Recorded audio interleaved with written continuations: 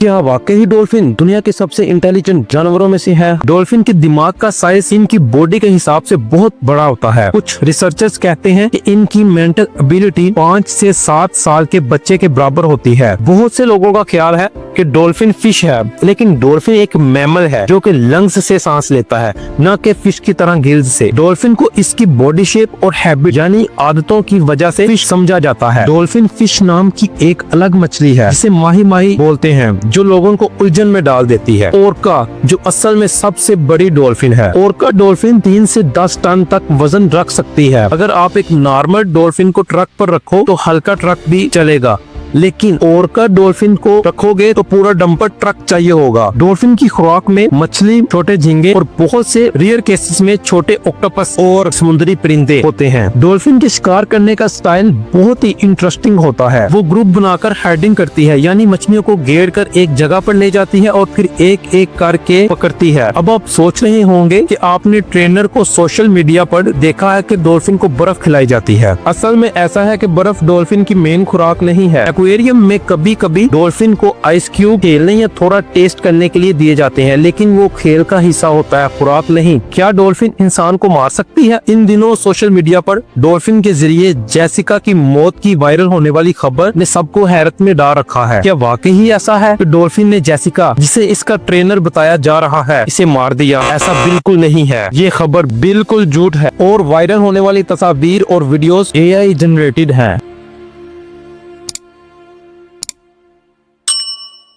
असल में डॉल्फिन इंतहाई दोस्ताना नेचर की होती है, जो आसानी से इंसान के साथ अटैच हो जाती है। डॉल्फिन इंसान को मार सकती है, लेकिन ऐसा बहुत ही कम होता है और आमतौर पर सेल्फ डिफेंस, जाती दिफा या स्ट्रेस की वजह से होता है। एक बड़ी डॉल्फिन 4 से 5 इंसान आसानी से खा सकती है, लेकिन इंसान इनकी असल खुराक नहीं है। डॉल्फिन और इंसान की दोस्ती काफी दिलचस्प है, क्योंकि डॉल्फिन फ्रेंडली और इंटेलिजेंट होती है। आपको इसकी एक और खासियत के बारे में बताता हूँ। डॉल्फिन मिरर में अपने आप को पहचान लेती है। ये सेल्फ अवेयरनेस का साइन है, जो सिर्फ बहुत इंटेलिजेंट जानवरों में आती है। डॉल्फिन जहाज के आगे या साइड पे तैरती है। ये बिहेवियर ज्यादातर ओपन ओशियन में देखा जाता है और लोग इसे वीडियो में डॉल्फिन सर्फिंग कहते हैं। हैरान कर देने वाली बात तो ये है कि स्माइली फेस के साथ दिखने वाली इतनी मासूम डॉल्फिन नशा भी कर सकती है। जी हाँ, कुछ रिसर्च में देखा गया है कि बोटल नोज डॉल्फिन कभी कभी नशा जैसे इफेक्ट लेने की कोशिश करती है। डॉल्फिन पफरफिश को मुंह में पकड़ती हैं। पफरफिश अपनी हिफाजत में टेट्रोडोटॉक्सिक नाम के केमिकल रिलीज करती हैं, जिसको अगर ज्यादा क्वांटिटी में लिया जाए तो डेडली पॉइजन है, यानी जानलेवा है। लेकिन थोड़ी क्वांटिटी में ये न्यूरोटॉक्सिक हेलोसिनोजेनिक इफेक्ट दे सकती है। ये ह्यूमन स्टाइल ड्रग्स यूज नहीं है। ये बिहेवियर रेयर है और सब डॉल्फिन में नहीं देखा जाता। डॉल्फिन का कम्युनिकेशन सिस्टम बहुत जदीद होता है, इंसान के अलावा शायद सबसे ज्यादा ज़हीन। डॉल्फिन्स आपस में रगर, इशारे और जेंटल बाइट से ताल्लुक मजबूत करती हैं। खास बात यह है कि डॉल्फिन एक दूसरे की आवाज को याद रख सकती हैं, चाहे 20 साल बाद ही सुने। और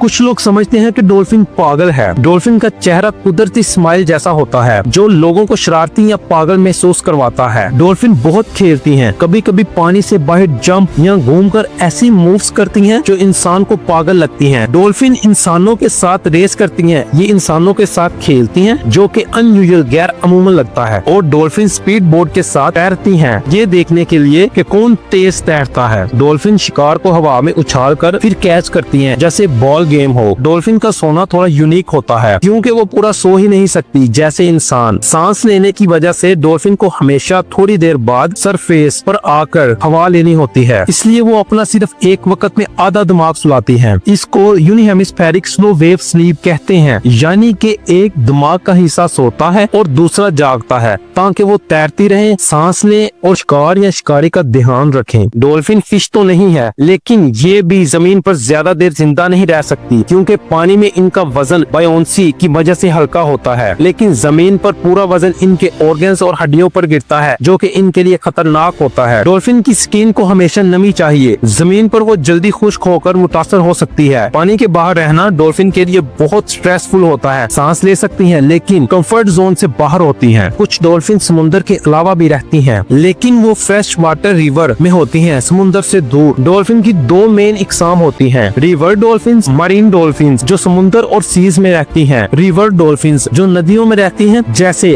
Amazon river dolphin, Ganges river dolphin, Indus river dolphin. River dolphin समुद्र में नहीं रह सकती क्योंकि इनकी बॉडी और सेंसेस फ्रेश वाटर के लिए अडोप्टेड होते हैं, और मरीन डॉल्फिन ज्यादा देर रिवर में नहीं रह सकती क्योंकि इनको सॉफ्ट वाटर की जरूरत होती है। क्या आपने कभी रियल में डॉल्फिन्स को देखा है? कमेंट्स में जरूर बताइएगा।